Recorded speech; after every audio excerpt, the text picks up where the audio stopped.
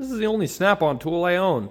And according to these funky, difficult to decipher hieroglyphs that are stamped into the handle, it might have some cool history to it. But before I get into all that, I'm going to try to make this ratchet that was stuck and left outside, and like a little barn thing, to work as a ratchet again. Now, I don't have the luxury of a handle, but I do have a set of needle nose pliers that'll work just fine in place of that lever that's no longer there, and I got some replacement parts in the way. So right now I'm going to try to get this thing functioning with just what's inside of it, and then we'll talk about the history. Now, this flat shape handled ratchet is a very old design. As far as I can tell, it's actually the original design for a ratchet from Snap-on. Now, something kind of funny and telling about this, I don't know how well you can see that, but there is a little bit of gunk inside of it, but a Phillips screw holding that head down. Most likely wasn't factory, but if it was factory, that means this thing couldn't be any older than 1936, because that's when those are really made commercially available. That's not going to really be a factor in our dating. Anyways, there's a good likelihood that this thing was used during World War II. At the very least, it was manufactured back then. It's at least that old. More than likely, but again, we'll get into that as soon as I get this thing taken apart, because I am curious, based off of the screw type, whether or not this was rebuilt at some point in time. I think it may have been.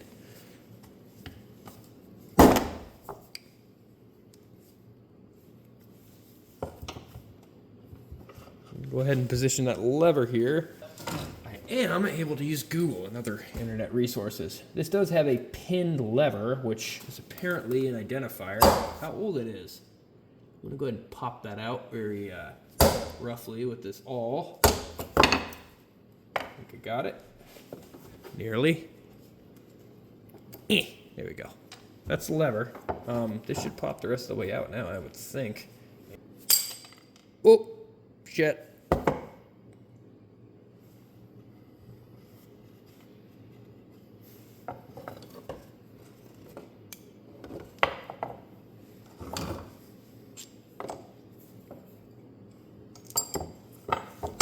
It's apart.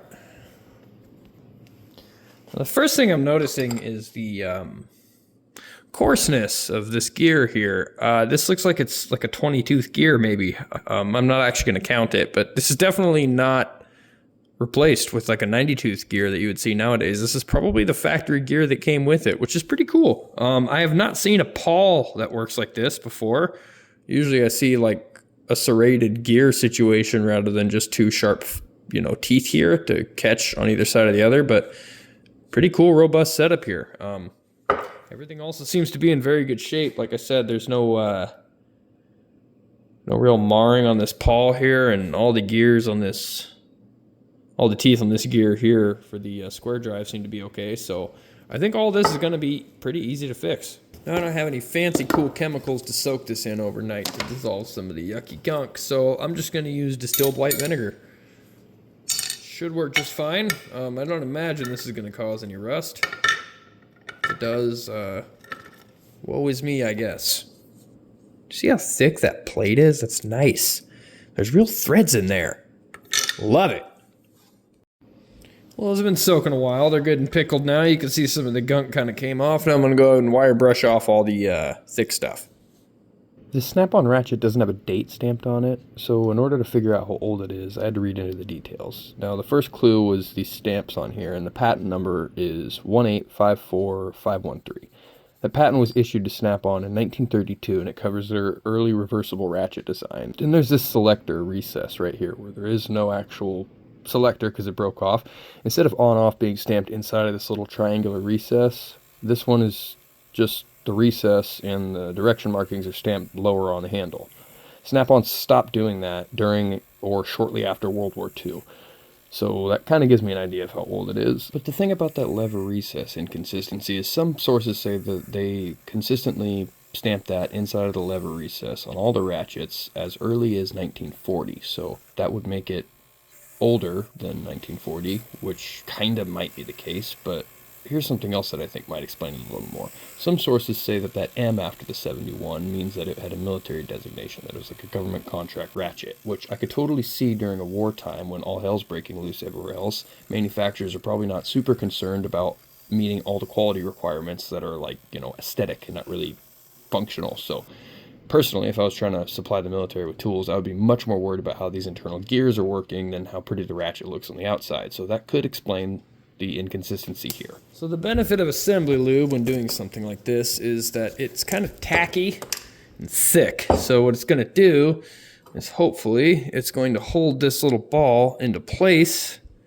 and keep that spring pushed down at the same time, which, talking ideals here, but trying to hold that little ball in from the back. Hopefully this works. Slowly let that backside out. Keeping a lot of pressure on there.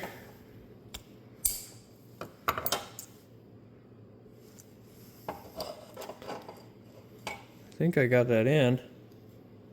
Maybe. A little square drive there tells me, yeah, maybe. Let's see if I can get the backside to fit. It does seem to be actuating the way it's supposed to. You know what I'm saying? Guess I just gotta pop that in there. Ratchet's done, huh? Locks. Put the cover on. Boom! Look at that. Coming a snap-on. Definitely works. I mean, I just don't really have a means to switch that. Actually, maybe I do. There we go. Yeah. Does work both ways. Look back the other way.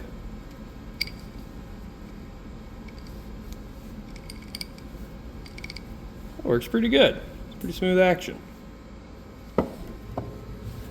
Well guys, that's it for this one. I got that parts kit coming so I can replace that lever and the screws and have a functioning Ratchet, but I think I'm going to go ahead and leave the rest of the internals alone for now. I don't really want to put a new drive and gear in there. I feel like it kind of takes away from the mechanism a little bit, but it is really cool to have a piece of history, and this thing could potentially have been thrown at a B-17 in frustration by some mechanic back in World War II. I find that neat. I don't really know how much it's worth. Probably worth more to me knowing what it's from, and yeah, may not be able to confirm what it worked on, but I know it's old, so it's pretty neat. If you guys found this video entertaining, helpful, or you're interested in watching a full restore, which I have coming out soon, please consider liking and subscribing. I also do welding tips and tricks, a little bit of automotive stuff as well. If you enjoyed this video, I imagine you'll enjoy others, so check out the channel. Thanks for watching this long. God bless.